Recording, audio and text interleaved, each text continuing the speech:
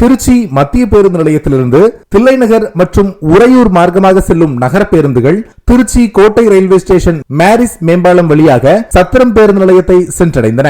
இந்த மேம்பாலம் கட்டப்பட்டு 150 ஆண்டுகளை கடந்துவிட்டதாலும் மிக குறுகியதாக இருப்பதாலும் இதனை இடித்துவிட்டு புதிதாக மேம்பாலம் கட்ட திருச்சி மாநகராட்சி மற்றும் ரயில்வே நிர்வாகம் இணைந்து முடிவு செய்தன.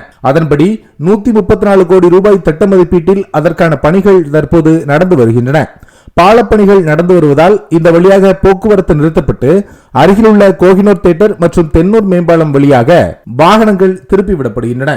சாலை ரோடு பிரதான வாயில் முனையிலிருந்து சுவர்கள் மற்றும் அணுகுமுறை சாலை அமைக்கும் பணிகள் தீவிரமாக நடந்து வருகின்றன.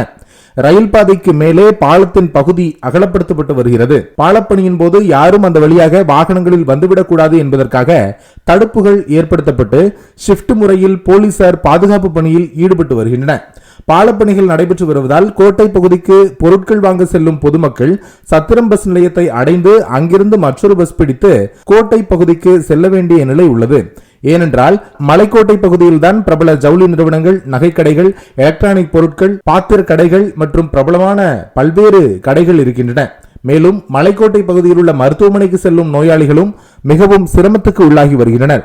இதுகுறித்து மாநகராட்சி நிர்வாகத்திற்கு பொதுமக்கள் தரப்பில் புகார்கள் அனுப்பப்பட்டு வருகின்றன. ஆகவே இந்த மேம்பால பணியை விரைந்து முடிக்க மாநகராட்சி நிர்வாகமும் ரயில்வே துறையும் நடவடிக்கை எடுக்க வேண்டும் என பொதுமக்கள் கோரிக்கை விடுத்துள்ளனர்.